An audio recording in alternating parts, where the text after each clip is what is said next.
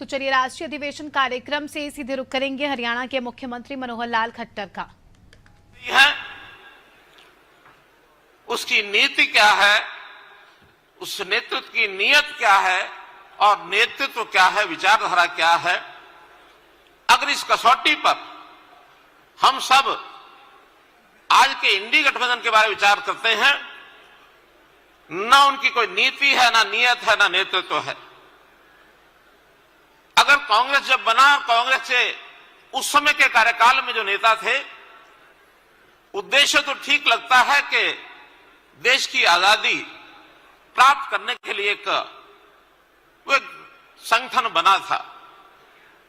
संगठन ने कांग्रेस के नाते बहुत इस प्रकार के नेता जिनका आज भी हम सम्मान करते हैं, चाहे लोकमान्य तिलक हो, सरदार पटेल हो, महात्मा गांधी हो, नेताजी सुभाष चंद्र बोस हो, इस प्रकार का नेतृत्व देश की आजादी प्राप्त हुई। और वहीं अगर आज के नेतृत्व की बात करें तो आज का राज सत्ता प्राप्त करके उसको भोगने का काम उन्होंने किया, देश की सेवा न की। और अगर मैं आज के इस राजकुमार जो देश का अपने आप को उस गठबंधन का बड़ा नेता मानता है, वो ये कहता है कि मैं गांधी जी का सच्चा अनुयायी हूं। सच्चा अनुयायी, गांधी जी ने बहुत बड़े बड़े काम किए, उन कामों का तो कै भी स्पर्श नहीं किया इन्होंने। हाँ, एक बात से मैं सहमत हूं, गांधी जी ने विचार दिया था उस समय कि कांग्रेस का उद्देश्य आजादी प्राप्त करना था, अब हमको कांग्रेस को समाप्त कर देना चाहिए।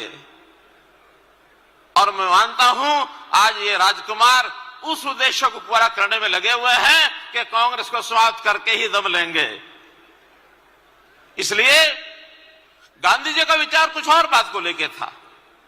उनके मन में था कि देश में लोकतांत्रिक सरकार बने, इसके लिए अन्य लोगों को भी आगे आना चाहिए, कांग्रेस के लोगों को भी आना है तो विभिन्न नामों से आना चाहिए।